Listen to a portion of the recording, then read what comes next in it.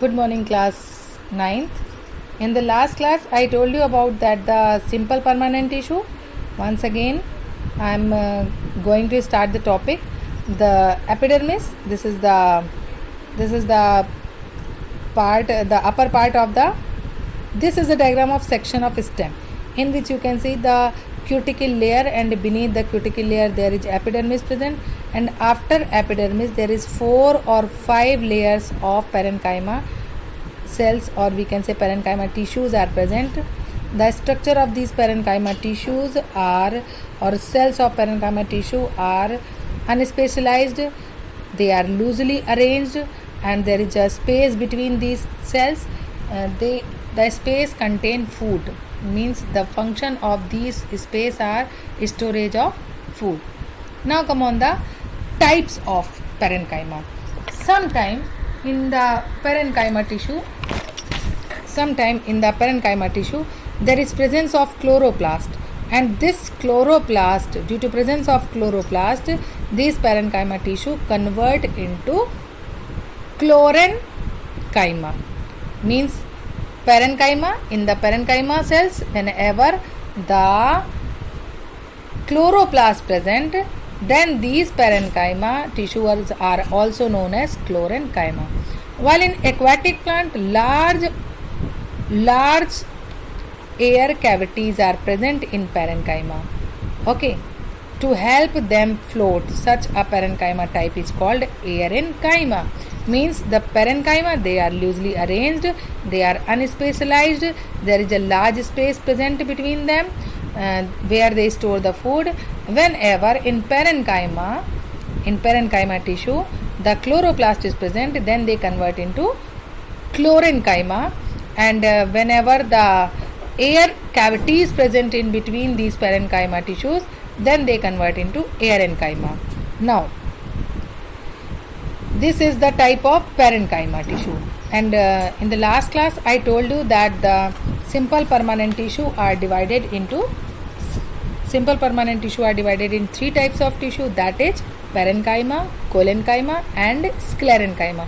So I told you about the parenchyma, and the types of parenchyma are chlorenchyma and aerenchyma. Now come on the collenchyma. This is the second type of simple permanent tissue. The flexibility in plant is due to another permanent tissue, collenchyma. It allows bending of various parts of a plant like tendrils and stems of climbers without breaking.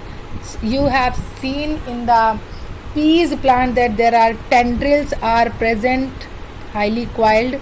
They just give the support to the plant, to the stem of the climbers without breaking it. Also provide mechanical support. We can find the cell of this tissue are living, elongated and irregularly thickened at the corner. There is very little intercellular spaces are also present. Now come on the sclerenchyma. Yet another type of permanent tissue is sclerenchyma. It is the tissue which make the plant hard and stiff. Before read about that, you just think about the husk of the coconut. You can see that coconut is how hard. So it is the tissue which make the plant hard and stiff. We have seen the husk of a coconut. It is made up of sclerenchymatous tissue. You can see these are the sclerenchymatous tissue. The first is parenchyma.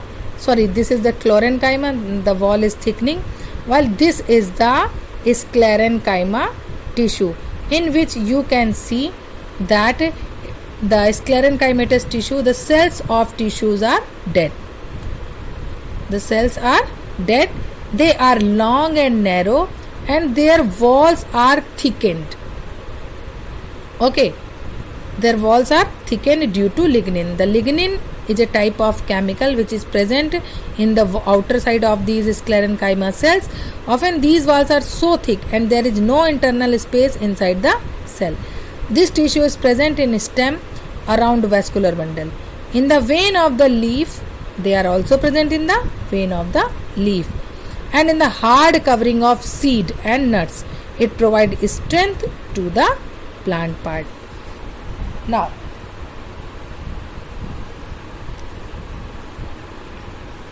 often secrete.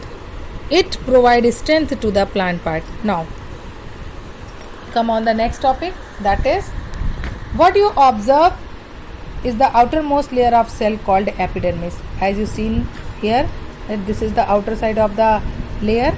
So as you observed, it is the epidermis is the outermost layer of the cell called epidermis. The epidermis is usually made up of single layer of cells. In some plant living in very dry habitat, the epidermis plant living in the epidermis may be thicker. Means if the organism are living in, means the plant is living in the dry habitat, at that time the epidermis, the outer wall, convert into thicker, since protection against water loss is critical. Means to protect the water loss, it become thicket. The entire surface of plant has an outer covering of epidermis. It protects all the part of the plant. Epidermal cell is the aerial part of the plant, often secrete a waxy water resistant layer on their outer surface. You can see that there is the presence of cuticle. This is the waxy surface secreted by epidermis. Okay, for the protection of water loss. So here you can see secrete a waxy water resistant layer on their outer surface. This aids in protection against loss of water, mechanical injury and invasion by parasitic fungi.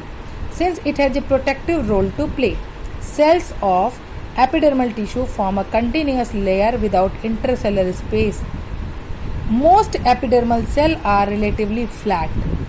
Often their outer and side wall are thicker than the inner wall. We can observe small pores here and there in the epidermis of the leaf. You can see. So these pores are known as stomata. Stomata are enclosed by two kidney shaped cells. You can see there the two kidney shaped cells are present. These are known as stomata. They present in the epidermis and they are guarded by guard cell. They are necessary for exchanging gas with the atmosphere. Transpiration means exchanging of gas. This process is known as transpiration. Means loss of water in the form of water vapor also take place through stomata. I hope you understand all these things. In the next class, I will teach you about the stomata. Okay, bye bye.